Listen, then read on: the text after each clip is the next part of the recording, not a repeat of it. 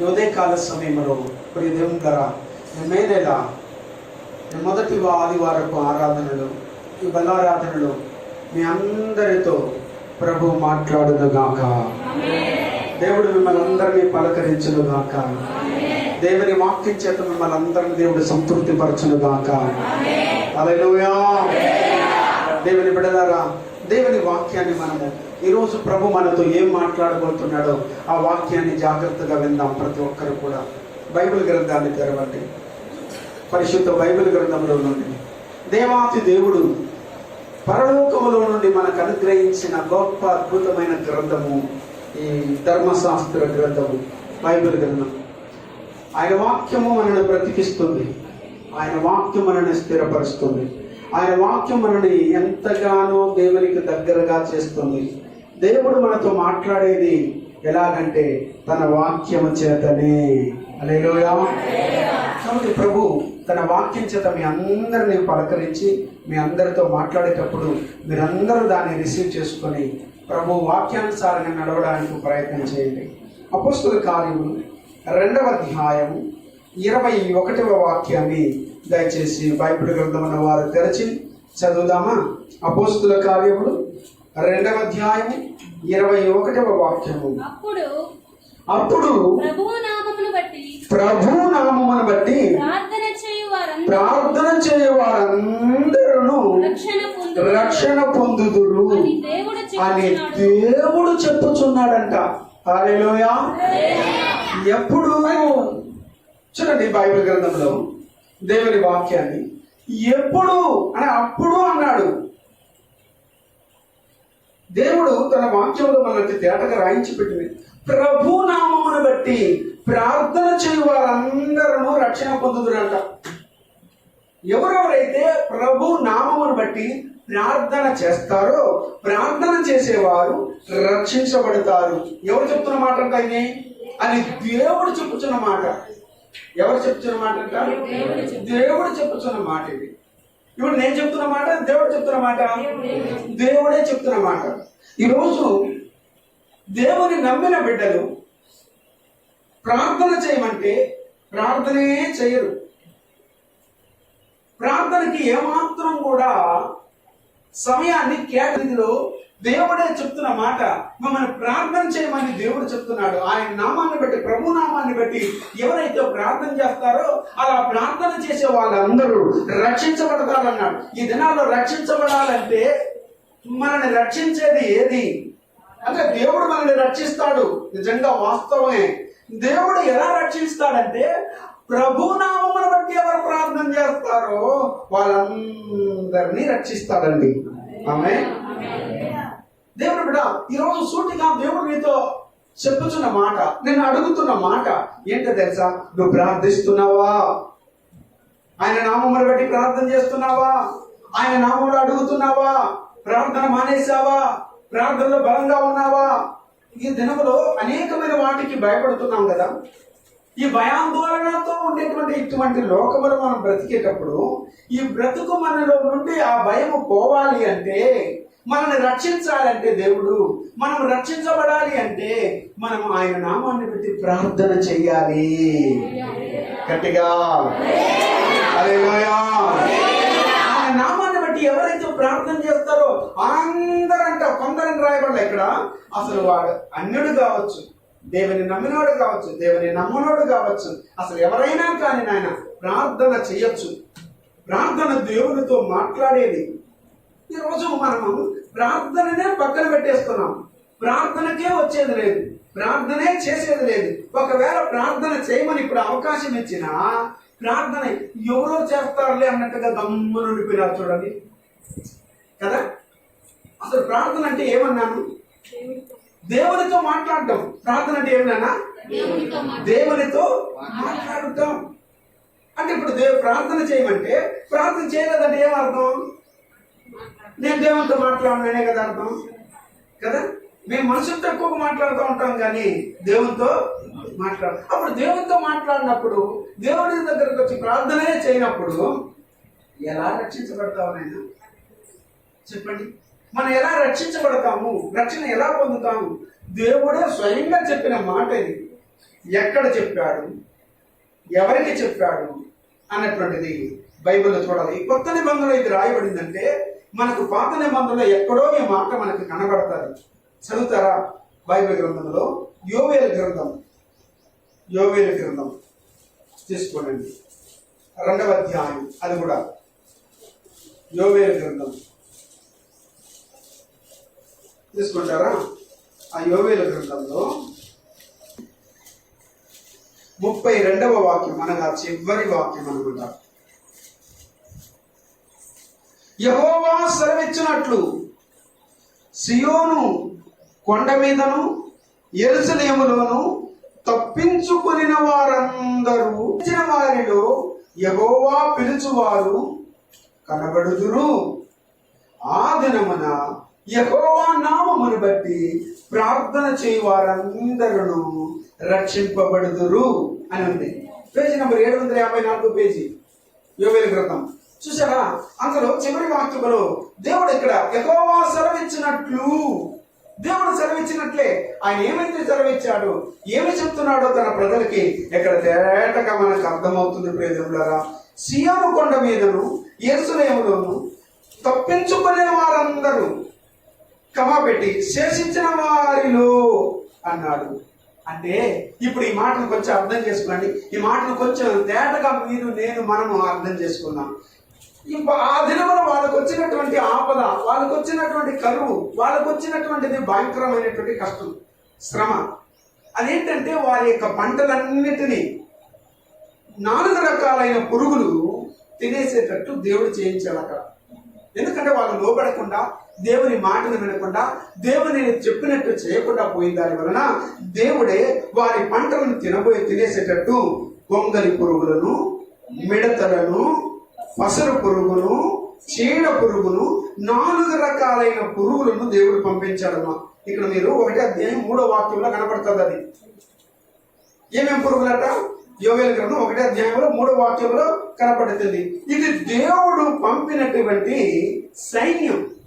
ఎవరి సైన్యం ఇది? దేవుడే పంపించిన సైన్యం. ఆ సైన్యాన్ని దేవుడు పంపించాడు. ఎప్పుడైతే ప్రజలు తన మాట వినరో, తన మాట చెప్పినట్టుగా లోబడరో, ఇష్టానుసారంగా జీవిస్తారో, ఇష్టానుసారంగా బ్రతుకుతారో, పాపములో పడిపోతుంటారో, పాపములో మునిగిపోతుంటారో, పాపాన్ని పట్టే నీళ్ల వలె పానం చేస్తూ ఏమి ఎరుగునట్టుగా బ్రతుకుతూ ఉంటారో, అట్టి వారందరి మీదకి దేవుడు తన ఉగ్రతను, తన కోపాన్ని పంపిస్తున్నాడు.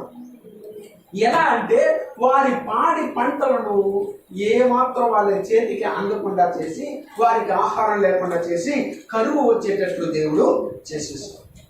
అందుకని ఇక్కడ గొంగలి పురుగులు చూడండి, మిడతలు, పసరు పురుగులు, చీడ పురుగులు, ఇవన్నీ ఉంది. అందుకనే దేవుడు మత్తుల 5వ వాక్యంలో కనబడుతుంది. అక్కడ కూడా మరలా అక్కడ ప్రవక్త ద్వారా దేవుడు హెచ్చరిస్తున్నాడు, మత్తులారా మేలుకొని కన్నీరు విడువుడి, అనగా ప్రార్థనలో కన్నీరు విడవండి. ఇంత భయంకరమైన నష్టాలు జరుగుతూ ఉంది, కష్టాలు జరుగుతూ ఉంది, ఇంకా మత్తులో ఉన్నారే.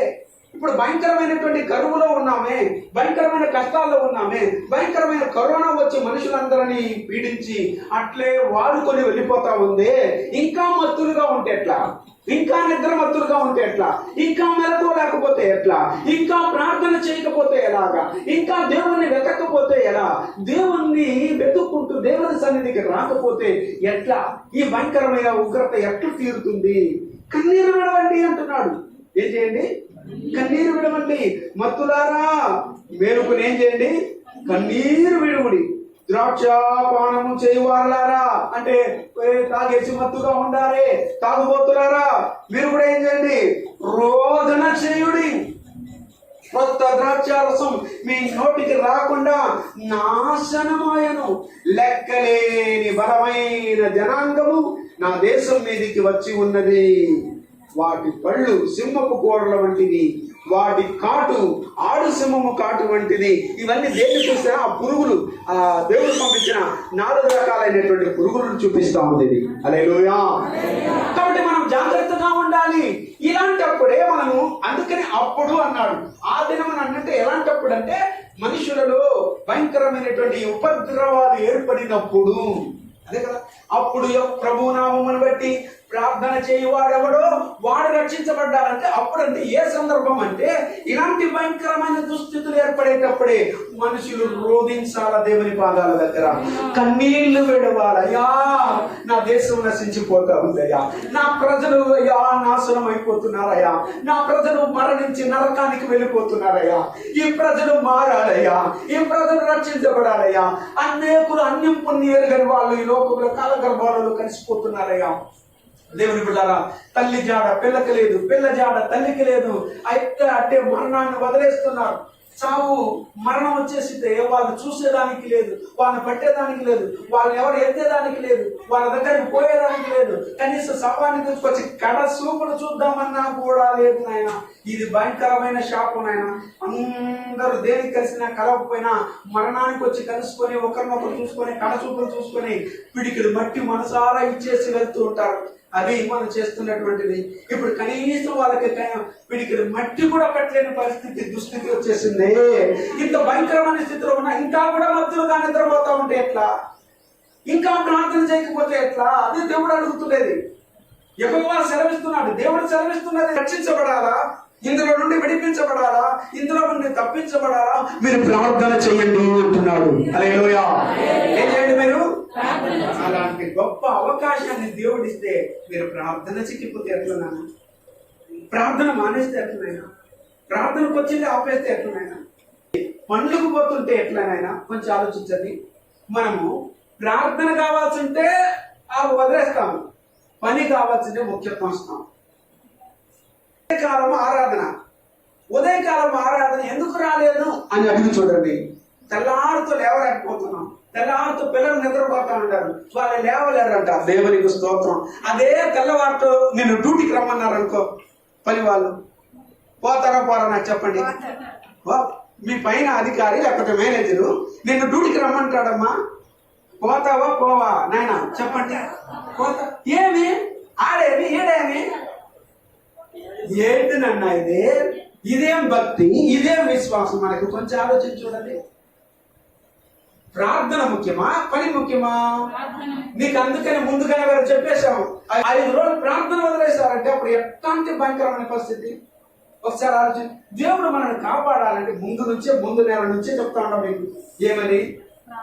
ప్రార్థన ఉంది, ప్రార్థన ఉంది, అందుకే మీరు సిద్ధపడండి, ఆ రోజుల్లో ఏ పనులు పెట్టుకోబాకండి. అప్పుడు సేవకుడి మాట ఏమిన్నట్టు మీరు? అప్పుడు సేవకుడి మాట విన్నప్పుడు నీకు ఎట్ట దీవెన వస్తుంది, ఎట్ట ఆశీర్వాదం వస్తుంది చెప్పండి. నువ్వు లోబడలేదే, లోబడినప్పుడు ఎట్ట నీ దీవెన పొందుతావు, ఎట్ట ఆశీర్వాదం పొందుతావు? అప్పుడు నేను నీకెందుకు పాస్టర్ చెప్పు? అప్పుడు నీకు నీ ఇంటికి వచ్చి నేను ఏమని ప్రార్థన చేసేది చెప్పు? ఎట్ట నీ దీవించేది చెప్పు? ప్రభువా వీళ్ళు లోబడరు నాయన, వీళ్ళు లోబడకపోయినా వీళ్ళు దీవించు ప్రభువా అని చేసేదా? ఎట్ట చేసేది కొంచెం చెప్పండి మీరే. ఏమనేగా అప్పుడప్పుడు జంప్ అయిపోతావే, ఏమని ప్రార్థన చేసేది? ప్రార్థనని వెనకేస్తారే, ప్రార్థనకు ముఖ్యత్వం ఇవ్వరే. ఎట్లుంటుంది ఒకసారి ఆలోచించి చూడండి. దేవుడు ఏమంటున్నాడు? నువ్వేం చేస్తున్నావు? ప్రభు నామమును బట్టి ప్రార్థన చేసే వాళ్ళందరూ రక్షించబడతారని దేవుడు సెలవిస్తే మనం అస్సలు దాన్ని పట్టించుకోమంటున్నాం. ఈ ఒక్క చోట చెప్పింటే చాలు, అట్ట కాదు. ఇంకొక చోట కూడా రోమపత్రికలోకి రండి. ఎన్నిసార్లు చెప్పాడో ఆ మాట మీకు అర్థమవుతుంది. రోమీలకు రాసిన పత్రిక 10వ అధ్యాయము 12వ వాక్యం 13వ వాక్యం 2 వాక్యాలు చదవండి. 10వ అధ్యాయంలో 12, 13 వాక్యాలు. యూదుడని గ్రీసు దేశస్థుడని అసలు ఏం భేదం లేదు నాయన. అదే చెప్తున్నాడు. యూదుడు గాని గ్రీసు దేశస్థుడు గాని అసలు ఏ భేదం లేదు. ఒక్క ప్రభువే అందరికి ప్రభువై ఉండి తనకు ప్రార్థన చేయ వారందరి ఎడల కృప చూపుటకు ఐశ్వర్యవంతుడై ఉన్నాడు. ఎవరైతే ప్రార్థన చేస్తారో అలా ప్రార్థన చేసే వారందరికీ ఆయన కృప చూపించడానికి కృపలో ఐశ్వర్యవంతుడుగా ఉన్నాడట. హల్లెలూయా. కానీ నామాన్ని బట్టి ప్రార్థన చేసే వారందరికీ ఆమేన్. దేవుడి దీవెనలు ఎత్తొస్తుంది నాయన. దేవుడు కనికరాన్ని చూపించకపోతే అందుకని చెప్తున్నాడు, ఏ భేదం లేదు. అది ఎవరైనా కానీ, అది గ్రీసు దేశస్తుడైనా కానీ, యూదుడైనా కానీ, ఒకవేళ ఇంకెవరైనా కానీ, ఇప్పుడు ఆ ఊర్లు వదిలేసి అది తిరుపతిలో అయినా కానీ,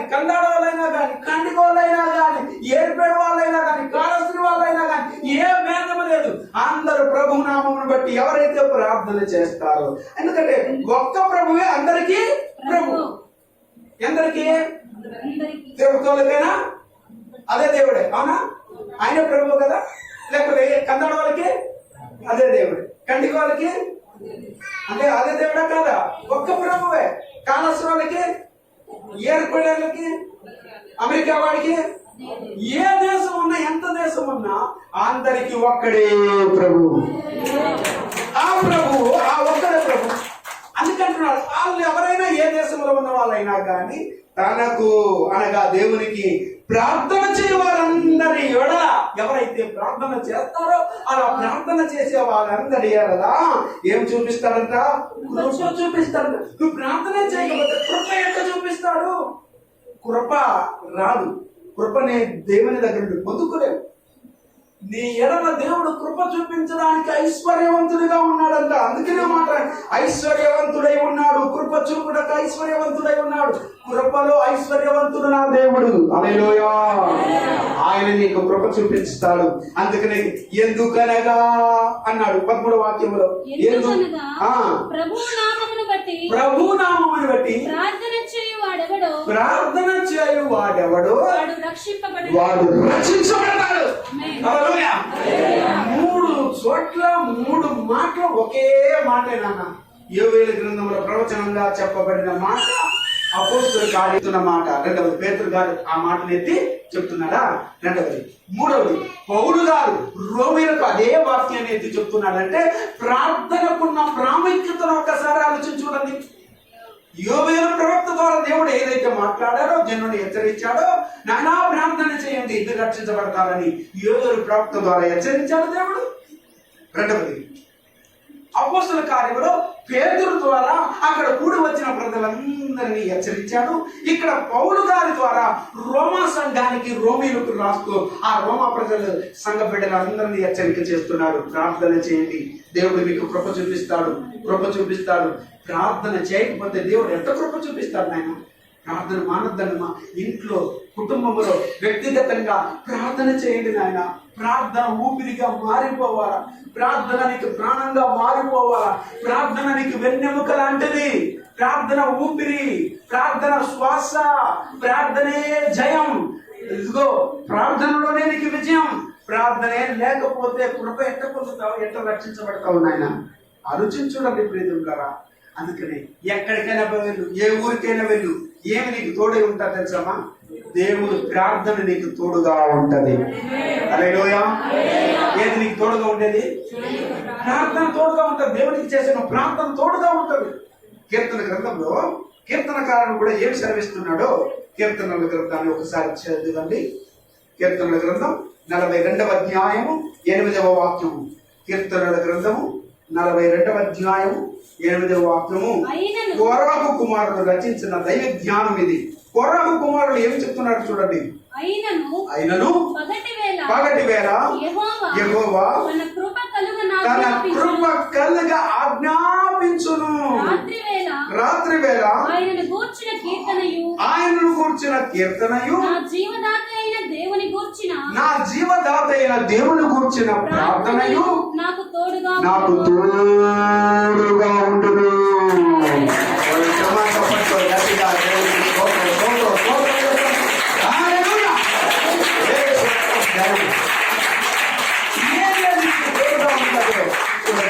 పగటి వేళంట అయినను, ఇంత భయంకరమైన పరిస్థితుల్లో అయినను పగటి వేళ యెహోవా తన కృపను కలుగజేసేటట్టు ఆజ్ఞాపిస్తారంట మనందరికి. ఇప్పుడు పగటి వేళ మీ అందరికి దేవుని కృప కలుగునుగాక.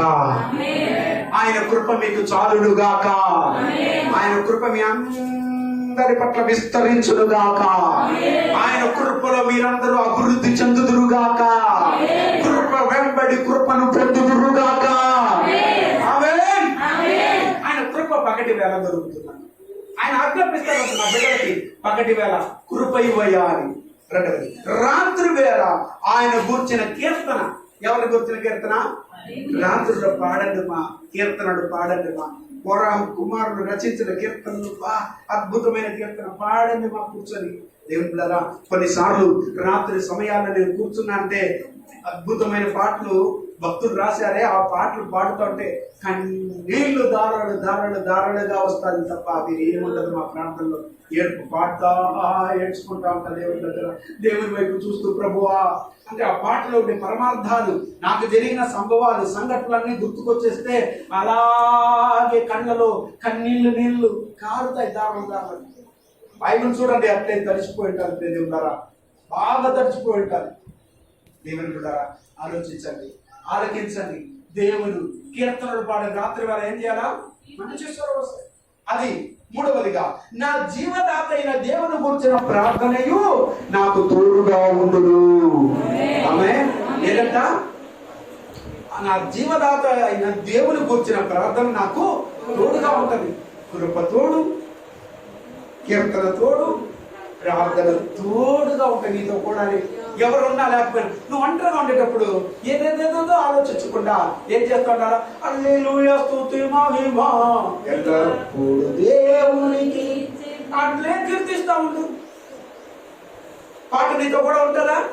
పని మాత్రం జరుగుతూ ఉంటుందా? పాట మాత్రం పాడుతూ ఉండొచ్చా? ఉండకూడదా? రైట్. అలా పగటైంది దేవుడు కృపనిస్తాడు. ఆయన కృపను కలిగేటట్టు ఆజ్ఞాపిస్తాడు. కృప నీకు తోడుగా ఉంటది, పాట నీకు తోడుగా ఉంటది. అందులో దాంతో పాటు నీ జీవానికి దాత ఉన్నాడే, దాత ఈరోజు నీకు ఇచ్చాడు జీవము. ఆ జీవానికి దాత ఎవరంటే దాత అంటే దాతని ఎవరిని అంటారు? ఇప్పుడు మనకి స్థలాన్ని ఇచ్చిన దాత రామచంద్రారెడ్డి గారు అంటారు ఇప్పటికీ కదా. ఇది ఇచ్చింది ఆ దాత. ఇప్పుడు మనలో ఉండే ప్రాణం ఉండే జీవం ఈరోజు జీవించి చలించుచున్నామే, పనులు చేసుకుంటున్నామే, డ్యూటీలకు వెళ్తున్నామే, ఉద్యోగాలకు వెళ్తున్నామే, జీతాలు తీస్తున్నామే. సరిపోదయ్యా, బతుకున్నావు కాబట్టే కదా ఇవన్నీ చేసుకుంటా ఉన్నావు. నీ ప్రాణాన్ని అడిగితే తీసుకుంటే ఇప్పటికే ఎన్నోసార్లు నీ ప్రాణాన్ని సావు దగ్గరికి పోయి వెనక్కి వచ్చున్నావు. ఇప్పటికే ఇంకా కూడా రాలా బుద్ధి నీకు, ఇంకా కూడా తెలివి రాలా, ఇంకా జ్ఞానం రాలా, ఇంకా నువ్వు మెలుకోరా, మర్చిపోతా ఉన్నావు అప్పటికప్పుడే. ఎన్నిసార్లు మనకు ఆపదలు అపాయాలు వచ్చాయి. ఆ పూటకే దేవుడా ఇప్పుడు ప్రాణం మీదకి వచ్చినప్పుడు మళ్ళా ఆపద వచ్చినప్పుడే మళ్ళీ మేము ఏం చేస్తాము? అంతే మర్చిపోతాం. దేవునికి స్తోత్రం. ఒక ఆయన ఏం చేశాడంటే టెంకాయల వ్యాపారం, ఎండాకాలం టెంకాయల వ్యాపారం చేసి ఆయన దేవుని నమ్ముకున్న బిడ్డ, బాగా గమనించండి, ఎర్రనీళ్ళ కాయలు అమ్ముకునేటువంటి ఆయన. సరే, ఒక తోపు కొనుక్కున్నాడు. బాగా వినండి, తోపుని లీజుకి తీసుకున్నాడు. ఏది? ఆ టెంకాయలు కోసుకొని అమ్మేదాన్ని. రైట్. ఏం చేశాడంటే గబగబని చెట్టు ఎక్కాడు. మొదటి రోజే అది కూడా పాపం డబ్బులు అడ్వాన్స్ అంతా కట్టేశాడు. ఎక్కినాడు. ఎక్కడం నేనే అక్కడ పైన ఒక ఎండకుండా ఉండేటువంటి ఒక టెంకాయ మట్టను పట్టుకున్నాడు. ఎలా పైన అది కాస్త వంగింది, ఇరగలా పడిపోరా, వంగింది. అమ్మ అది వంగేలోపు చెట్టు వదిలేశాడు. మట్టను మాత్రం పట్టుకొని ఏలాడుతూ ఉన్నాడమ్మా. మట్టను మాత్రం పట్టుకుని ఏం చేస్తున్నాడు? ఆడుతున్నాడు, ఊగిసలాడుతున్నాడు ఇటు అటు. అలా ఊగిసలాడే టైంలో అప్పుడు గుర్తుకొచ్చాడు దేవుడు. అప్పుడు గుర్తుకొచ్చినాడు.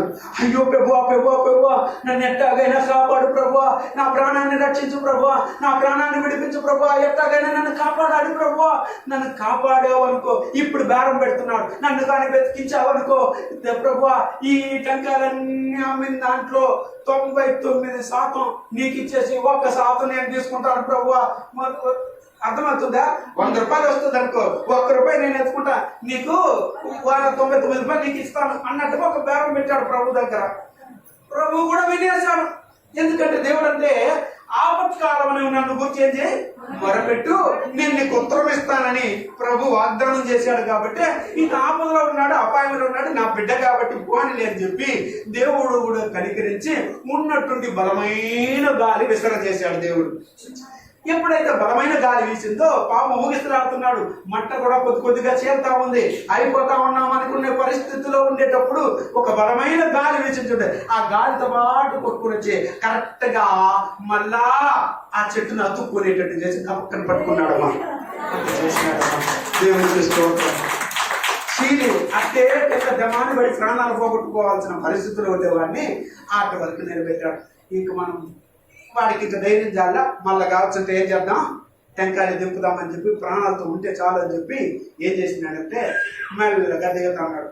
మెల్లగా దిగుతూ కొంచెం దూరం దిగినాడు టెంకాయ. అప్పుడు ఆలోచన, అమ్మా వచ్చిన లాభంలో మొత్తంలో 99% ఇచ్చేస్తే నేనేం తినేది అని ఆలోచించినాడంట. ఏం ఆలోచించినాడంట? నేనేం తినేది అని ఆలోచించినాడంట. సర్లే ఆయనకు 70% ఇద్దాం, 25%, 30% మనం ఎత్తుకుందాం, 70% ఆయనకి ఇద్దామని చెప్పి తీర్మానానికి వచ్చాడు. రైట్, ఇంకొంచెం దిగినాడమ్మా.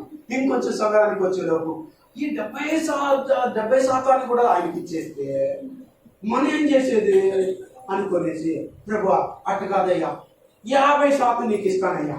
ఎంత శాతం? 50% నీకు ఇస్తానయ్యా అన్న తీర్మానానికి వచ్చాడు.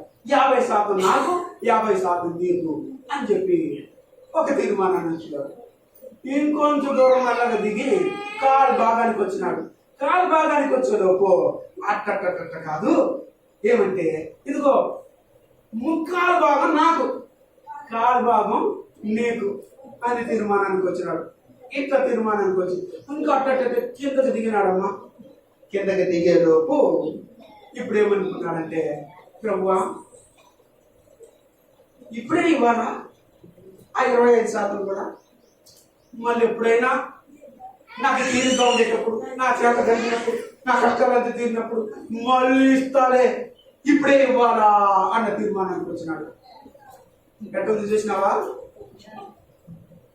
పైన ఏం మొక్కుబడి 99% నీకు. ఇప్పుడు ఏమైపోయింది? కొంచెం కొంచెం ఆపద కొంచెం తగ్గే లోపల ఏమైపోతా ఉంది? భయం వదిలిపోయింది.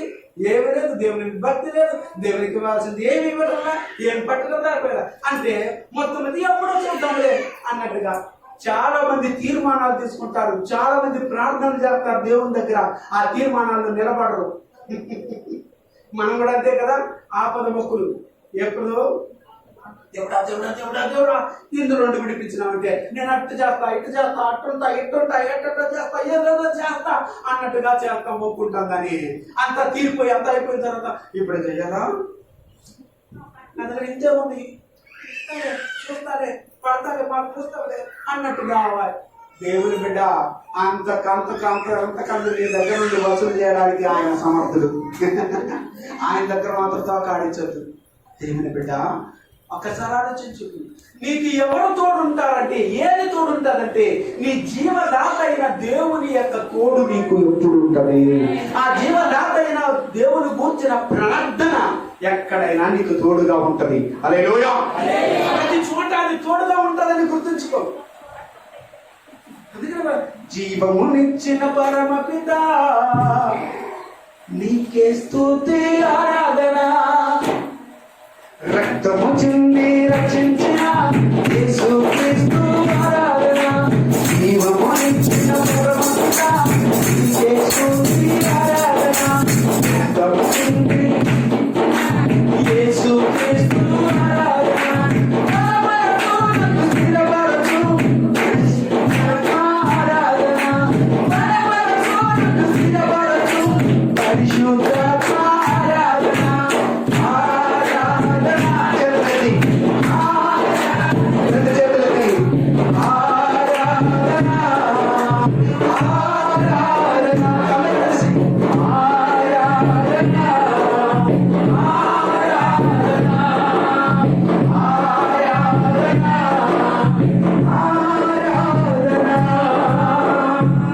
ప్రార్థన నీకు ఎప్పుడు తోడుగా ఉంటుంది. అట్లా తోడుగా ఉంటే ప్రార్థన పక్కన పెట్టావా? నాకు ఇక్కడ ఎవరు లేదండి, నాకు ఎవరు నా దగ్గరికి రావడం లేదండి. ఈరోజు ఒకవేళ క్వారంటైన్లో ఉండేవాళ్ళు గతి ఏంటి, వాళ్ళ పరిస్థితి ఏంటి? మన వాళ్ళు లేదు, మన వాళ్ళు లేదు, ఎవరు లేరు పరిస్థితి. మన సంఘ బిడ్డ మా సంఘానికి వచ్చే ఒక మంచి ప్రార్థన పరుడు గ్రేస్ సిస్టర్ అనే ఆమె క్వారంటైన్లో ఉంది. మాకు చాలా రోజులుగా ఉంది. స్టీఫెన్ బ్రదర్ మీ అందరికీ తెలుసు, మన మందిరానికి వస్తున్న మన సంఘ పెద్ద కూడా చాలా బాధపడుతున్నారు. కనీసం చూడడానికి కూడా వాళ్ళని పంపించడం లేదు. ఎట్టుందో తెలియలేదు, ఫోన్ లేదు, ఇది లేదు. డాక్టర్ని అడిగితే బాగుంది, తింటా ఉందంటే తింటా ఉంది అంటున్నారు. కనీసం ఎన్ని రోజులు అయిపోయింది, దాదాపు వారానికి పైన అయిపోయింది. ఆమె లోపలికి వెళ్ళి సిమ్స్లో ఉంది, బాగుందా లేదా, తింటా ఉందా లేదా, బతికుందా చచ్చిందా అన్న కూడా తెలియదే. కుంగిపోతున్నారు, ఏడుస్తున్నారు. బయట ఉన్న వాళ్ళు తిండి తిప్పలు లేకుండా, నిద్ర లేకుండా, ఆహారం లేకుండా ఆ హాస్పిటల్ చుట్టూ ఏడుస్తూ తిరుగుతున్నారు. ఇప్పుడు అలా ఉండే వాళ్ళకి ఎవరు తోడు? అక్కడ మనం వచ్చి చూసేదానికి లే, పట్టేదానికి లా, ఎవరు నీకు తోడు? ఎవరు అనుకుంటారు, నాకు ఇక్కడ ఎవరున్నారు తోడు, నాకు ఎవరు లేదు, ఎవరు లేదు. ప్రార్థనే నీకు తోడు. ప్రార్థన ఉంటే నువ్వు రక్షించబడతావు. ఆ ప్రార్థన లేకపోతే నువ్వు ఎలా రక్షించబడతావు? ఎవరు రక్షిస్తారు నిన్ను చెప్పండి? కనుక నీ జీవదాత అయిన దేవుని గురించిన ప్రార్థన నీకు తోడుగా ఉంటుందని గుర్తుంచుకో. ఓకేనా? 2 సంభవాలు త్వరగా చెప్పి నేను ముగిస్తాను. ప్రార్థన వ్యక్తులను ఎలా రక్షిస్తుంది అన్నది దానియేలు గ్రంథంలోకి రండి. 2 విధాలైనటువంటి కార్యాలను చూద్దాం. షడ్రక్, మేషక్, అబేద్నెగో అనే వాళ్ళను ప్రార్థన ఎలా రక్షించిందో మీకు చూపిస్తాను బైబిల్ గ్రంథంలో. దానియేలు గ్రంథంలోకి రండి దయచేసి. ప్రతి ఒక్కరూ హల్లెలూయా, ప్రతి ఒక్కరు కూడా తీసుకురండి బైబిల్ గ్రంథంలో. దానియేలు గ్రంథంలో దేవుని బిడ్డలారా, బైబిల్ గ్రంథాన్ని తెరచి దేవుడు మనతో మాట్లాడుతున్న మాటలు కొంచెం జాగ్రత్తగా ఆలోచిద్దాం. దానియేలు గ్రంథంలో మీరు 3వ అధ్యాయంలోకి రండి. 3వ అధ్యాయంలో 17వ వాక్యాన్ని దయచేసి చదువుదామా? మేము సేవించుచున్న దేవుడు మండుచున్న వేడిమి గల ఈ అగ్ని గుండములో నుండి మమ్మల్ని తప్పించి రక్షించుటకు సమర్థుడు.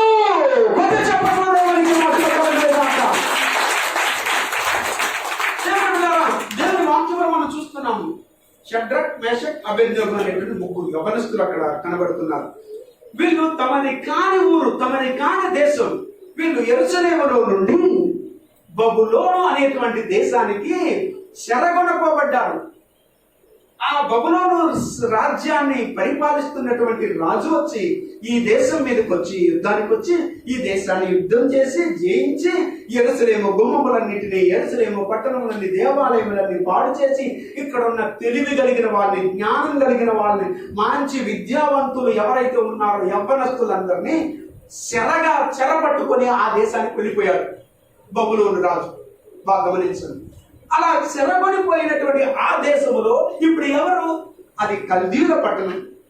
తనది కాదు, భాష తెలియదు, వాళ్ళ భాష తెలియదు, వాళ్ళ అలవాట్లు తెలియదు, వాళ్ళ ఊరు కాదు, వాళ్ళ అమ్మ నాన్న లేదు, అన్నదమ్ములు లేదు, అక్క చెల్లెలు లేదు, బంధువులు లేదు. తనది కాని దేశం, తనది కాని ఊరు, తనది కాని భాష, తనది కాని ప్రజలు, అలవాట్లు వేరు, సాంప్రదాయాలు వేరు. ఇప్పుడు ఎవరు అక్కడ? నువ్వైతే ఏం చేస్తుండేవాడివి? నువ్వైతే ఏం చేస్తుండేవాడివి?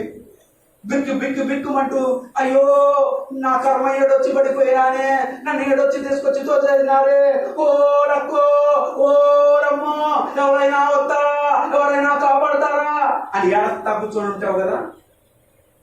వాళ్ళకు చూడు, ఏ ఊరైనా ఏ దేశమైనా కానీ నా దేవుడు కూర్చిన ప్రార్థన, నా జీవదాత అయిన దేవుని కూర్చిన ప్రార్థన మాకు తోడుగా ఉంది.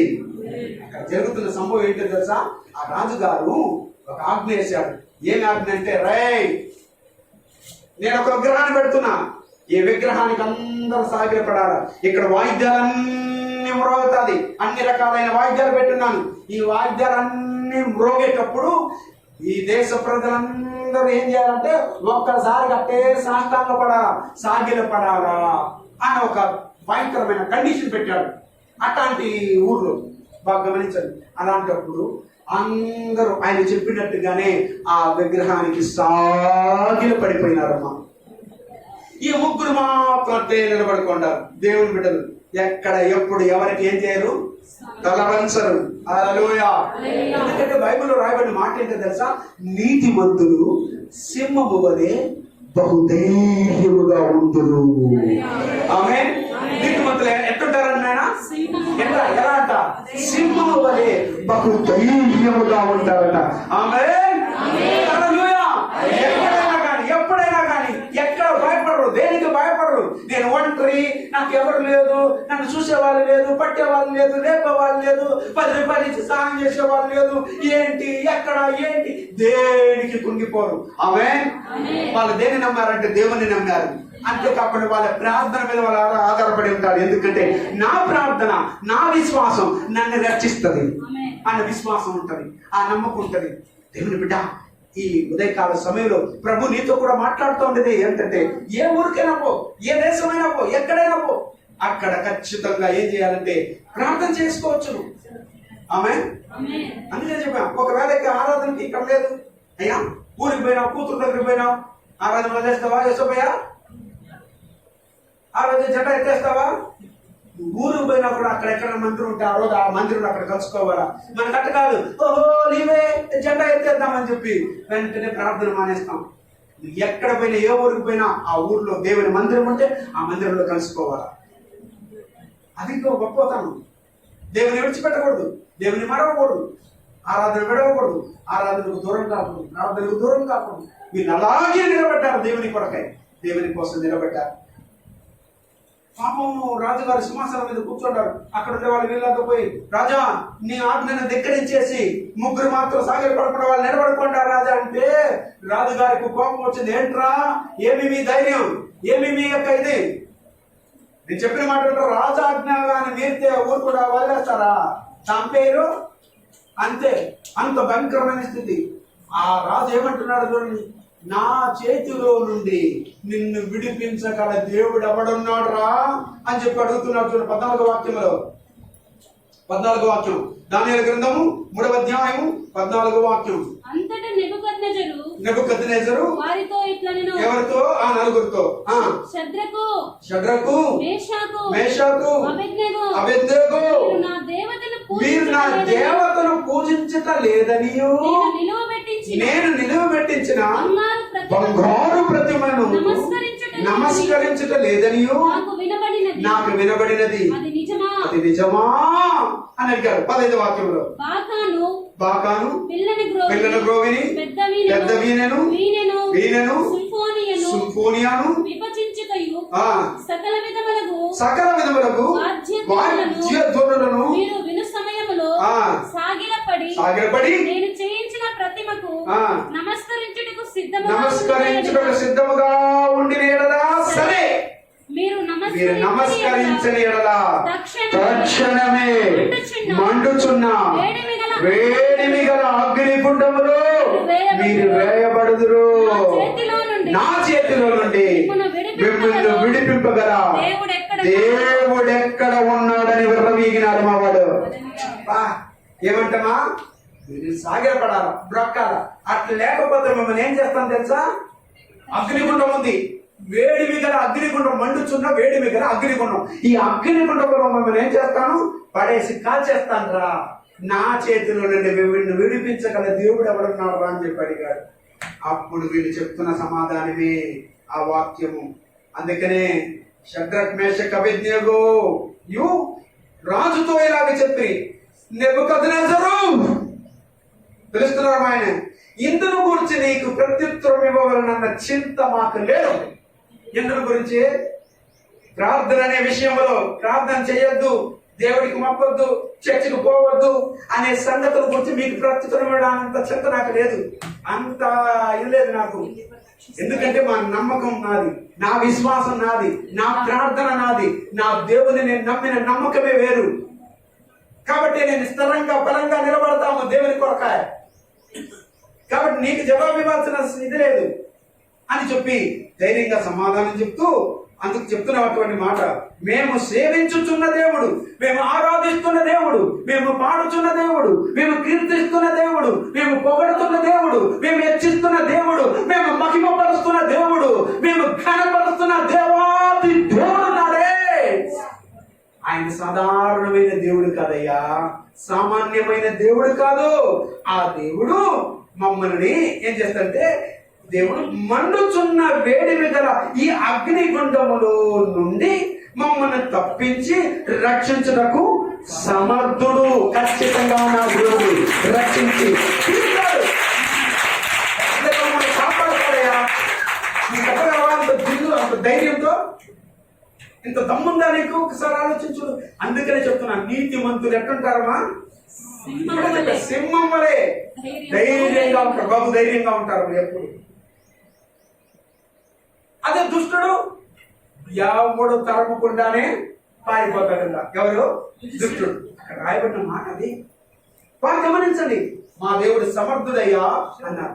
ఒకవేళ అట్లా మమ్మల్ని రక్షించలేదు పో అనుకో, మీరు అనుకున్నట్టుగానే, నువ్వు అన్నట్టుగానే. అందుకని అంటున్నాడు, ఒకవేళ ఆయన రక్షింపకపోయినను, ఆయన మమ్మల్ని రక్షించకపోయినను, రాజా మీ దేవతలను మేము పూజింపమని ఎట్టి పరిస్థితుల్లో పూజించము. నీవు నిలువబెట్టించిన బంగారు ప్రతిమకు నమస్కరింపమని తెలుసుకోవడము. ఖచ్చితంగా ఖరాఖండిగా చెప్పేసినారు. నువ్వైతే ఏం చేస్తున్నావు? వాళ్ళ దగ్గర ఊరికట్ట చెప్తాను, నా మనసులో ఉండేది దేవుడినే కదా పెట్టుకున్నాను. వాళ్ళకి ఊరికట్ట సాగినట్టు మొక్కినట్టుగా యాక్టింగ్ చేస్తాను, ఏదో వాళ్ళని కూడా తృప్తిపరచాలి కాబట్టి అట్లని మనమైతే ఆ టైంకి రాత్రి ఆ టైం కట్ట తల నుంచి ఆ టైం కట్ట దండం పెట్టి అట్ట చేసేస్తుంటామా? తెగింపు దేవుని విషయంలో, ఒక విశ్వాసం దేవుని విషయంలో, ఒక ప్రార్థన పరులు మాత్రమే ఇది చేయగలుగుతారు. ప్రార్థన చేసే వ్యక్తికి ఆ ధైర్యం, ఆ దమ్ము ఉంటుంది. ప్రార్థన చేయని వ్యక్తిగా ఏముండదు. నేను ఆలోచించండి. ధైర్యంగా నిలబడ్డారు. వా, రాజుగారిని పేరు పెట్టి పిలిచి నెబుకద్నెజరు అని పేరు పెట్టి రాజా అని పిలవాలా? ఇంకా ఆయన పొగడాల. మామూలుగా అయితే ఏదేదో చెప్పాలా. అట్టకాదు, మీరు పేరు పెట్టి పిలిచే లోపు వాడికి మండింది. మా దేవునికి స్తోత్రం. అత్యాగ్రహం వచ్చేసిందంట. మామూలుగా మంటతా ఉంది అగ్నిగుండం. మంటను ఏడంతా చేయండి రా, వీళ్ళకేదో విర్రవీగుతా ఉంటారు, వీళ్ళేదో మంట పెట్టండి రా అని చెప్పారు. వీళ్ళు తీసుకెళ్ళి అగ్నిగుండంలో వేసేయండి రా అన్నాడు. పాపం బంట్రవతులు ఉన్నారు కదా, వాళ్ళు వీళ్ళని మోసుకొని, ఎవరిని? ఈ ముగ్గురిని, షద్రక్ మేషక్ అబేద్నెగో వారిని అగ్నిగుండంలో ఈ అగ్నిగుండంలో వేసేసారమ్మా. అమ్మ, మీరు అనుకున్నట్టుగా అగ్నిగుండం ఇక్కడ కొత్తరే దుక్కుని వెళ్ళిపోతారే తడి బట్టలతో. అట్లాంటి అగ్నిగుండం అనుకుంటున్నారు. అగ్నిగుండం అంటే మీరు అగ్నిగుండం అంటే ఇక్కడ వాళ్ళకి చెప్పండి. ఎవరైనా అగ్నిగుండం తొక్కేటట్టుంటే చెప్పండి. ఏం కలుపుకోకూడదు, పసుపు కుంకాలు గింకాలు ఏం ఉండకూడదు, మీ ఒళ్ళకి ఏం కలుపుకోకూడదు. మామూలుగా దీని మీద నీకు భక్తి విశ్వాసం ఉంటే సర్వసాధారణంగా ఏదో అనుకుంటా పోతానే నడిచిపో. నువ్వు కాడకుండా బయటకు వస్తే నేను కూడా ఖచ్చితంగా నమ్ముకుంటా నీ దేవుడిని. అవునంటావా కాదంటావా? మనోళ్ళు ఎట్లా గబగబా ఫుల్గా బాగా కలుపుకొని తడిపడుతుంటారు. చెమ్మగా ఉండేటప్పుడే ఈ పక్క నుంచి ఆ పక్కకి పరిగెత్తులు పడుతున్నారు. అప్పుడు ఎట్లా కాలుతుంది? అప్పుడు ఏ శక్తి ఇది? ఎలా ఆలోచించడానికి కొంచెం కాలేదమ్మా. నిజంగానే వీడికి భక్తి ఉంది, ఈమెకి భక్తి ఉంది, అందుకని గుడుకులు కట్టుకోండి దేవుని చూసుకోవటం. ఇది చూడుమా, ఇక్కడ చూడుమా, ఇది చూడుమా, ఈ పవర్ ఏంటి, ఈ శక్తి ఏంటో చూడుమా. ఆ అగ్నిగుండం మండుతుంది. ఎట్టంటే మామూలుగా ఒక బావిలాగా గుంటలాగా ఉంటుంది కదా, ఆ గుంటలాగా ఉండే దాంట్లో మంట పైకి ఎగసి పడతా ఉంది. అట్లాంటిది ఇది. అర్థమైందా? అక్కడ మంట భయంకరంగా వస్తాను. ఎత్తేయండ్రా అంటే ఎత్తి ముగ్గురిని వేసినారు. ముగ్గురిని ఎత్తేసేదానికి ఆ బంట్రవతులు వచ్చినారే, ఆ సెగకే సుందరం పోయి చచ్చిపోయినారు మా వాళ్ళు. ఎవరు? వీళ్ళని మోసుకొని వచ్చి పడేసారు చేతులు కాలు కట్టి ఈ ముగ్గురిని. ఆ సెగకే, ఏ సెగకే? ఆ అగ్నిగుండం సెగకే పాపం సుందరం పోయి చచ్చిపోయినారు మా. ఇప్పుడు వేసిన పరిస్థితి ఏంటి అని చెప్పండి. దేవునికి స్తోత్రం. రాజుగారు వేసిన కాసేపు తర్వాత రాజుగారు వచ్చి ఆ యొక్క అగ్నిగుండాన్ని చూస్తున్నాడు. చూస్తే అమ్మా 23వ వాక్యం, షద్రకు మేషకు అబేద్నెగోయును ఆ ముగ్గురు మనుష్యులు బంధింపబడిన వారై వేడిమి కలిగి మండుచున్న ఆ గుండములో పడగా, బంధించి చేతులు కాలు బంధించి ఏం చేస్తే బంధించబడిన వారే మండుచున్న అగ్నిగుండంలో ఏం చేయబడ్డారట? పడగా రాజగు నెబుకద్నెజరు ఆశ్చర్యపడి తీవ్రంగా సింహాసనంలో నుండి లేచి మేము ముగ్గురు మనుషులను బంధించి ఈ అగ్నిగుండంలో వేసితివి కదా అని తన మంత్రులను అడిగాడు. మంత్రి క్యా కోహా క్యా హాకే అని అడిగాడు. మనం ఎంతమందిని వేసాము? మనం ముగ్గురిని వేసాం కదా. మంత్రిని అడిగాడు. డౌట్ వచ్చింది. ఏమో జరుగుతోంది అక్కడ, ఏమో సంభవం జరుగుతోంది అక్కడ. మనం ముగ్గురిని వేసాం కదా. అవును అన్నాడు ఆయన. రాజా సత్యమే అని రాజుతో మంత్రి గారు చెప్పారు. అందుకు రాజు, నేను నలుగురు మనుషులను బంధకం లేకుండా అగ్నిగుండములు సంచరించుట చూచుచున్నాను. రాజు చూస్తున్నాడు, నలుగురు వ్యక్తులు నేను చూస్తున్నాను అక్కడ. హల్లెలూయా. ఎంతమందిని చేసింది? ఎంతమందిని? ఆ నలుగురు ఎట్టున్నారంట? మామూలు వాళ్ళు ఎట్ట కట్టేసినారు? ముగ్గురిని చేతులు కాలు బంధించారు. బంధకాలు లేదంట. నాలుగో వ్యక్తులు ఎవరు ఉన్నాడంట. నలుగురు ఆ అగ్నిగుండంలో సంచరిస్తా ఉన్నారంట, తిరగతా ఉన్నారంట. ఎట్లా? ఇప్పుడు మనవాళ్ళు దిగి దిగి దిగి పరిగెత్తుకెళ్తారా? అట్ట కాదు. హ్యాపీగా హల్లెలూయా స్తుతి మహిమ ఎల్లప్పుడూ దేవునికి ఇచ్చేదము. అగ్నిగుండాన్ని నిజంగానే నా దేవుడు, నేను అనుకుంటున్నా పార్కులో గడ్డి మీద నడుస్తా ఉంటారే, పార్కులోకి వెళ్ళే వాళ్ళని చూడండి, పార్కు లాగా చేసేస్తున్నాడు మన దేవుడు. హల్లెలూయా. అగ్ని వేడిమి కలిగిన అగ్నిగుండాన్ని ఏసీ రూముగా మార్చేస్తున్నాడు మన దేవుడు. హల్లెలూయా. హాయిగా తిరుగుతూ ఉన్నాడు. ఎవరు అక్కడ ఉండేది? నాలుగో వ్యక్తి. ఎవరు వచ్చేసింది? నాలుగో వ్యక్తి ముఖం ఎట్లుందో చెప్తున్నాడు ఆయన. నాలుగో వాని రూపము అది దేవతల రూపమును పోలినదిగా వారికి ప్రత్యుత్తరం ఇచ్చినది. అలా ఉంది నా దేవుడు తన దూతలు అదుగో అగ్ని గంధములోకి పంపించి తన బిడ్డలకి ఏ మాత్రం కూడా వేడి తగలకుండా, సెగ తగలకుండా, మంట కలగకుండా అగ్ని గుండాన్ని చల్లార్చారు. మంట మాత్రం కనబడతా ఉంది. మంట ఉంది. మీరు అనుకున్నట్టుగా చల్లారిపోరా, మంట ఏమో మంటతా ఉంది. నలుగురు వ్యక్తులు హ్యాపీగా తిరుగుతూ ఉన్నారు. రాజుకు ఆశ్చర్యం వేసేసింది. ఏమి అర్థం పడలా, కొంచెం కూడా అర్థం కాదు. ఏంటి పరిస్థితి అని చెప్పి పైకి తీరవాళ్ళని అన్నారు. బయటికి తీశారు. బయటికి తీసి వెంటనే వాళ్ళ మీద అని చూస్తున్నారు. వాసన చూశారు. వాసన చూస్తే కనీసం పొగ వాసన కూడా వాళ్ళ మీద రాలేదంట. చదువుకునే మన కింద. సరే, వెంట్రుకలు చూశారంట. ఎవరైనా వెంట్రుకలు ఏమైనా సుండకపోయినాదని ఒకే ఒక వెంట్రుక కూడా కాలిపోలేదు, చుండకపోలేదట. వావ్! కింద చదువుకోవడం వల్ల టైం లేదు కాబట్టి మీకు అర్థం చెప్తున్నా. ఎవరినన్నా ఏనన్నా ప్రార్థనా పరుడు నాయన వీళ్ళు. ఎవరు వీళ్ళు? ప్రార్థనా పరుడు. ప్రార్థన చేసేవాళ్ళు, ప్రభు నామమున ప్రార్థన చేసేవాళ్ళు. చూడండి, తనది కాని ఊర్లో, తనది కాని దేశంలో తన బిడ్డల్ని, ప్రార్థన చేసే బిడ్డల్ని రక్షించి కాపాడారు. వాళ్ళని కాపాడే దేవుడు ఈ రోజు నిన్ను కాపాడ్డా? నిన్ను రక్షించరా? నీ ప్రార్థన నిన్ను రక్షించదా? చెప్పండి, రక్షించదా? అప్పుడు ఎవరి చేతిలో ఉంది రక్షణ? నీ ప్రార్థనలో ఉంది. ప్రార్థన చేయమంటే చేయనా, నువ్వు బాగా చేస్తావు అని నొక్కుతావా? నువ్వు చేయమా అని చెప్పి ఈ పక్క నొక్కుతావా? నువ్వు చేయి. పాట పాడమంటే నీకు గొంతు బాగుంది, నీ పాడమే అని ఇంకొకటి. నీకు ఉన్న గొంతే చాలు. నేను అంటున్నాను, సుశీలరాగో లేకపోతే శైలజారాగో ఇప్పుడు సునీత పాడుతా ఉందంట. ఆ సునీత రాగునో వాళ్ళలాగా వీళ్ళని పాడనక్కర్లా. మీరు ఎస్పి బాలసుబ్రహ్మణ్యమో, మనోనో లేకపోతే ఇంకొకరు ఎవరోలాగా పాడనక్కర్లా. నీకున్న గొంతే చాలు, నీకున్న స్వరమే చాలు. నీకున్న స్వరంతోనే పాడు, నీకున్న స్వరంతోనే ప్రార్థన. అదే చాలు. అదే నా దేవుడికి ఇష్టం. మనుషులకి నచ్చకపోతే పర్వాలేదులే, మనుషులు గేలి చేసినా పర్వాలేదులే, మనుషులు ఏమనుకున్నా పర్వాలేదు. ఒకటి అడుగుతాం మిమ్మల్ని, మనుషుల కోసం పాడుతున్నావా, దేవుని కోసం పాడుతున్నావా? చెప్పండి. మనుషులు వినాలని పాడుతున్నావా, దేవుడు వినాలని పాడుతున్నావా? చెప్పండి కొంచెం. అట్టప్పుడు నిన్ను మనుషులు మెచ్చుకోవాలా, దేవుడు మెచ్చుకోవాలా? మనుషులు పొగడాలా, దేవుడు పొగడాలా నిన్ను? అప్పుడు నువ్వు మనుషులు ఎందుకు చూస్తావు? నన్ను గేలి చూస్తున్నారు పాడుతా. ఆయన దానికి కూడా అడిగేదా? దానికి కూడా చర్చలు వదిలి పెట్టేసిన వాళ్ళు చాలా మంది ఆడిపోతూ నవ్వుతూ ఉన్నారు. నన్ను గేలు చేస్తాను, దానంతా పట్టించుకోబాకు. మన దేవుడు మెచ్చుకోవాలా?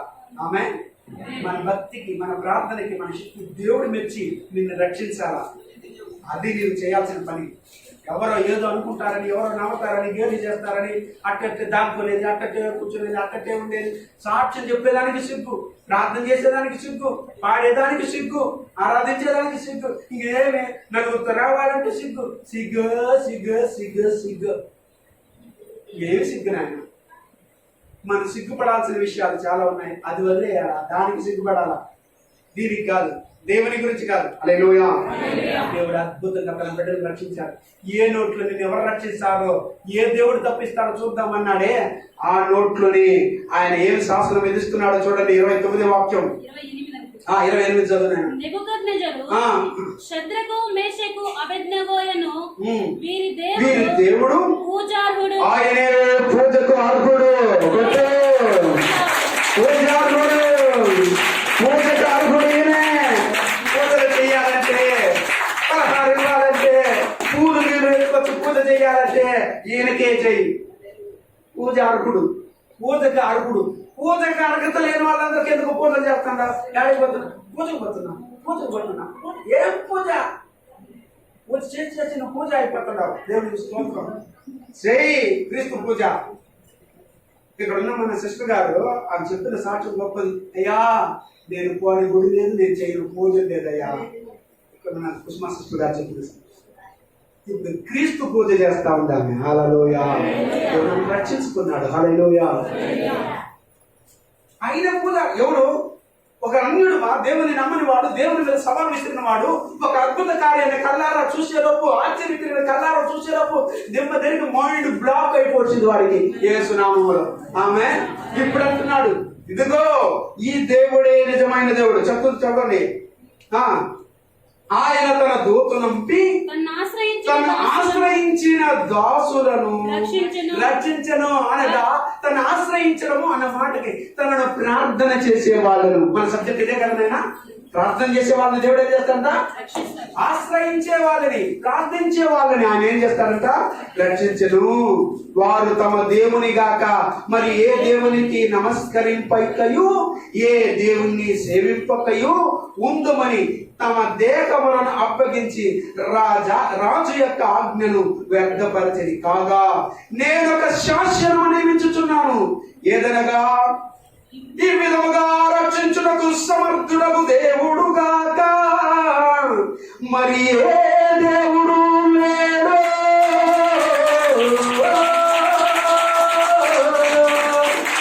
శాసనం నియమించేశాడమ్మా.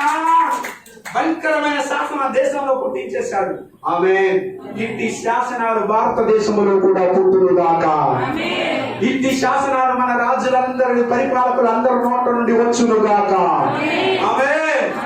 అందుకనే అలాంటి షడ్రక్, మేషక్, అబేద్నెగో అన్నటువంటి ప్రార్థనా పరులు మన దేశంలో లేవనెత్తబడుదురుగాక. ఆమేన్. అలా మార్చబడాలమ్మా. ప్రార్థన రాజునే మార్చగలిగిందే, కనీసం నీ కూతురును మార్చదా, కొడుకును మార్చదా, నీ కోడలను మార్చదా, అత్తను మార్చదా? మనం ప్రార్థనే. ఎవరైనా నీ మాట వినలేదమ్మా, ఏం చేస్తావు? దేవుడు చెప్పాలా? చెప్పు నాకు. ఆయనకే చెప్పు, ప్రభువా మార్చు నాయన వీళ్ళని. మార్చడా? నీ ప్రార్థనకి శక్తి లేదా? నీ ప్రార్థనకి విలువ లేదా? నీ ప్రార్థన దేవుడు ఆలకించడా? చెప్పు. దేవుడు అడుగుతున్నాడు ఈరోజు నిన్ను సూటిగా, నేరుగా. ప్రార్థనకి శక్తి ఉందా లేదా?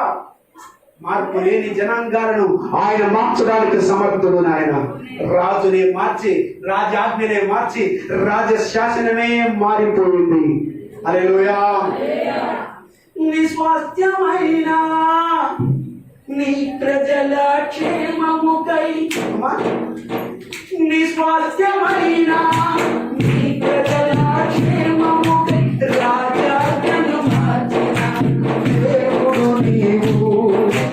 రాజాజ్ఞను మార్చిన దేవుడు నీవు. రాజులను మార్చిన రాజులను కూర్చిన జయశాలిని. రాజులను మార్చిన రాజు, రాజులను కూర్చిన జయశాలిని. యేసయ్యా నీ ప్రేమే మధురం. యేసయ్యా నీ కృపయే అమరం. యేసయ్యా నీ ప్రేమే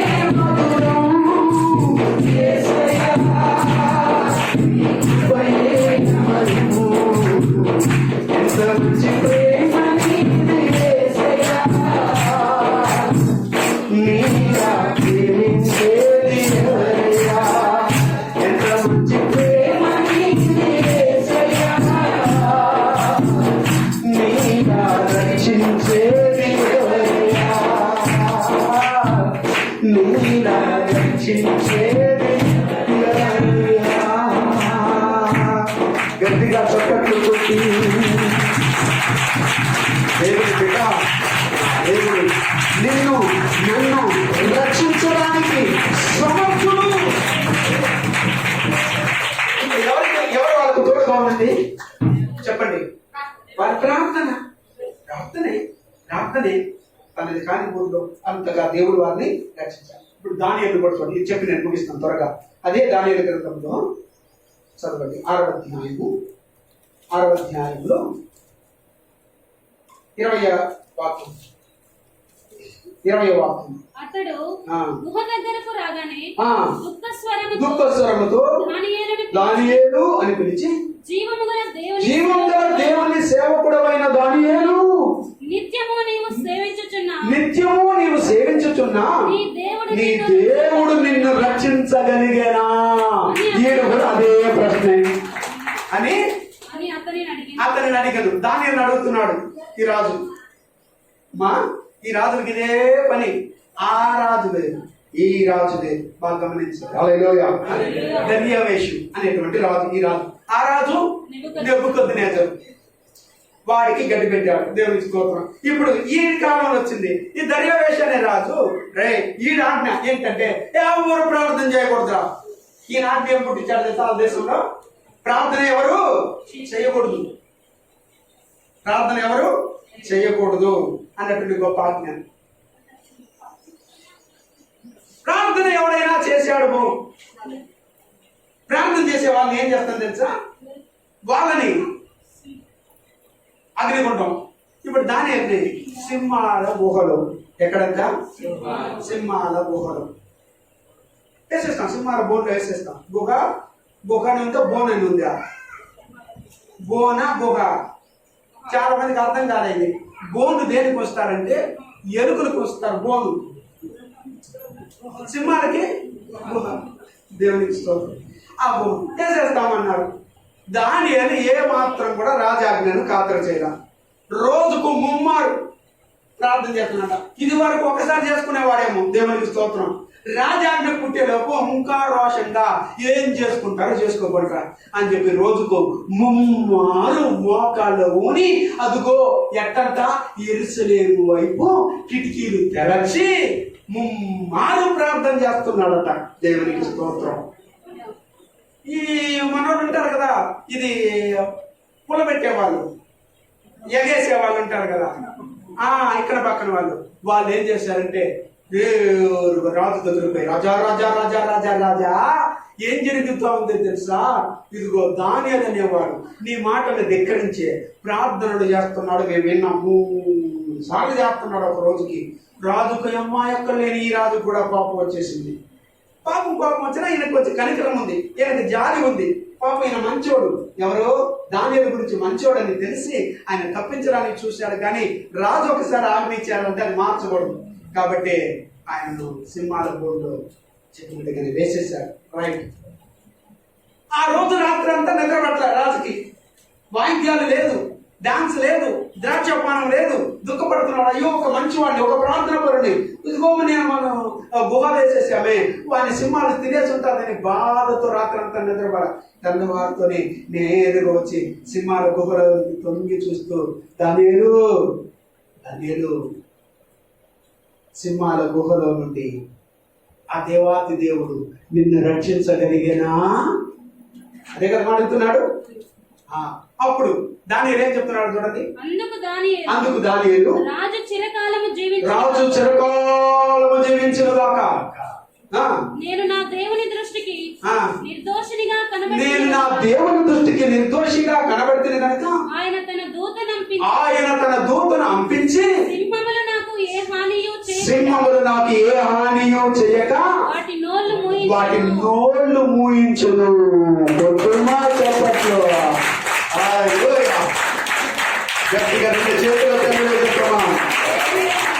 సింహాలు తన బిడ్డలను ఏమి చేయలేకపోయింది. దేవుడు తన దూతను పంపించి సింహాల నోళ్ళు ఏం చేశారంట? మూసేశారంట. ఆమేన్ చెప్పండి, ఆమేన్ చెప్పండి. రైట్. ఇది మూయడానికి గల కారణం ఏమి? ప్రార్థన. ఒక ప్రార్థన అందులో దానికి మాంసాహారపు ప్రియుడు అది సింహం.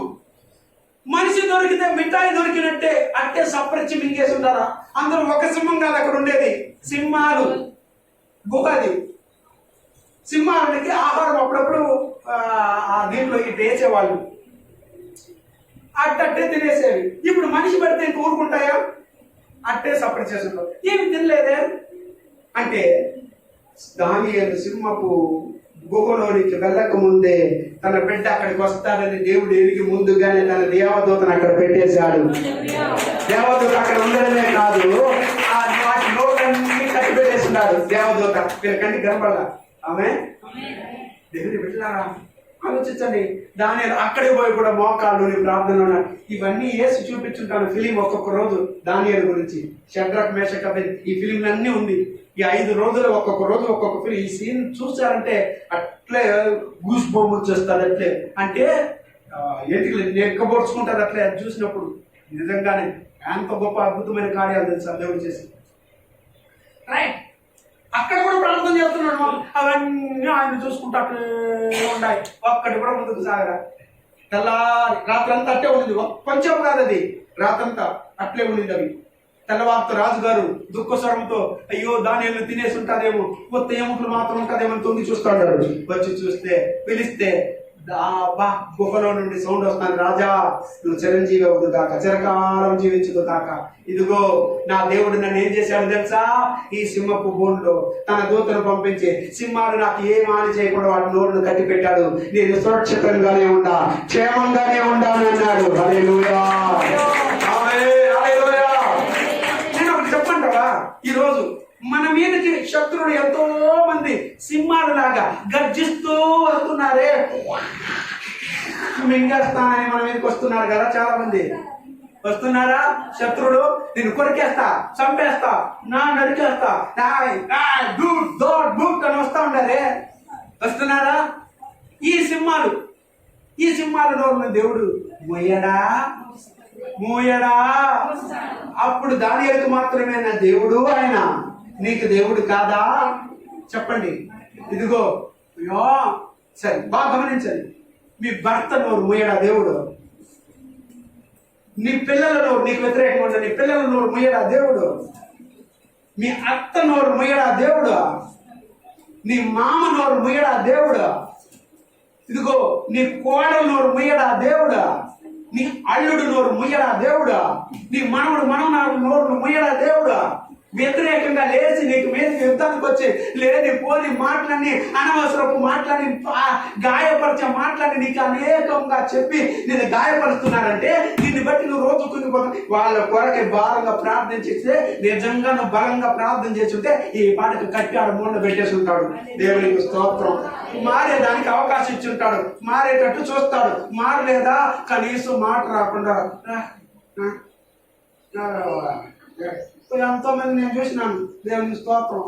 చెప్పి చెప్పి చెప్పి వినకపోతే ఇట్టంతా కాదు, వీళ్ళకు నోరే లేకుండా చేయాలని చెప్పి లక్కువ వచ్చేసి ఏం వాయ్యా లక్కువాయ ఆ పక్షవాతం వచ్చేసి ఏమైందే ఇక మా ఈమె ఎట్ట మాట్లాడేది తెలుసా, ఈయన ఎట్ట మాట్లాడాడో తెలుసా, వీడికి ఇటు వచ్చింది కాబట్టి ఎట్టున్నాడు, లేకుంటేనా అన్నోళ్ళు చూడలేదా మీరు చాలా మందినే. పెడుతున్నాడంటే అంతే, అంత దూరం తెచ్చుకోబాకండి. దేవునికి స్తోత్రం. నువ్వు ప్రార్థన చేస్తే అన్ని నోర్లు కట్టబడాలి. జీవదాత అయిన దేవుని గురించిన ప్రార్థన నీకు తోడు. ఆమేన్. విశ్వసించు. ప్రభు నామమును బట్టి ప్రార్థన చేయ వారందరూ షద్రక్ మేషక్ అబేద్నెగో వారు రక్షించబడ్డారా? దానియేలు రక్షించబడ్డారా? సింహాల బోన్లో నుండి, అగ్నిగుండంలో నుండి వాళ్ళు రక్షించబడ్డారా? ఇదిగో కోరహు కుమారులకి దేవుని యొక్క జీవదాత అయిన దేవునికి వచ్చిన ప్రార్థన వాళ్ళకు తోడు ఉండేది, నీకెందుకు తోడు ఉండదు? అదే దేవుడు ఈరోజు మనకు కూడా దేవుడు తోడుగా ఉంటాడు. ప్రార్థన మానద్దు. విశ్వసిస్తారా? నమ్ముతారా? ప్రార్థన చేద్దాం. దేవుడి మాటలన్నీ వినికిడిలో దీవించి ఆశీర్వదించను గాక. మోకరి నుండి ప్రార్థన చేద్దాం. అందరూ ఏకీభవించండి ప్రార్థనలో. అందరూ దేవునికి మహిమ చెందిద్దాం. అందరూ హల్లెలూయా. దేవుని స్తుతిద్దామా? త్వరగా మోకాలు వేయాలి, అంత కాదు. దానియేలు మోకాలు జయించాడు. ఇట్టంటే మీరు సప్పాలు వేసుకొని ముక్కలు వేసుకొని ఎంత కుదరదు. ఏంది మేము అంత సప్పాలు వేసుకొని ఏమి ఇట్ట అయిపోయినారు మీరు? చా ఎక్కడ మోకాళ్ళు ఉండేది ప్రార్థన అంటారు. ఒకవేళ ఒళ్ళు బాగలేదు, మోకాళ్ళు దెబ్బ తగిలింది, మోకాళ్ళు చిప్పలు అరిగిపోయిన వాళ్ళు అయితే పర్వాలేదు అనుకో. బాగుండి మోకాలు లేకపోతే అది శాపము. దేవునికి స్తోత్రం. మీకు తెలీదు, అడగండి దేవుని, అయ్యా నీ నామమును బట్టి ప్రార్థన చేసే వాళ్ళందరూ రక్షించబడతారన్నావే, నన్ను మమ్మల్ని రక్షించు ప్రభా. రెండు చేతులు జోడించి అడగండి దేవుని, నా పరిస్థితులు చూడయ్యా, నా ప్రార్థన నాకు ఖచ్చితంగా విజయం చేకూరుతుందన్న విశ్వాసాన్ని, నమ్మకాన్ని ఈ రోజు నాకు పుట్టించావు తండ్రి. నీకు వందనాలు తండ్రి, మీకు స్తోత్రాలు. చెప్పండి, దేవుని స్తుతించండి. అందరూ చెప్పండి కూడా దేవునికి మహిమ చెల్లించండి. స్తుతించండి బాగా.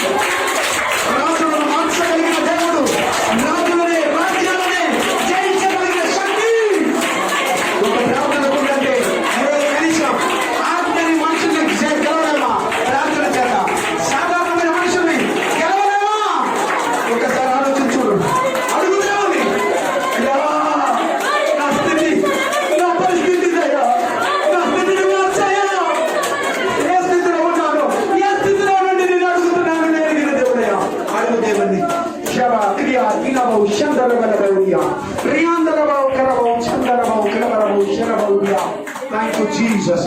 వందనాలు తండ్రి, మహిమ చెల్లిస్తున్నాం, ఘనత చెల్లిస్తున్నాం.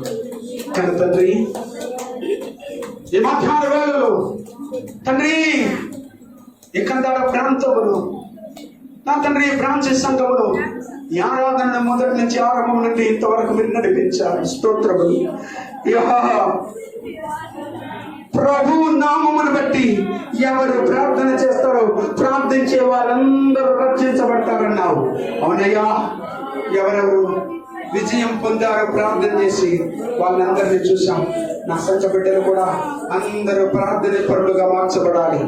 ప్రార్థనే మాకు రక్ష, ప్రార్థన మాకు రక్షణ ఆనందాన్ని ఇస్తుంది. ప్రభు విన్న వాక్యము వారి హృదయాలను ఫలించాలి.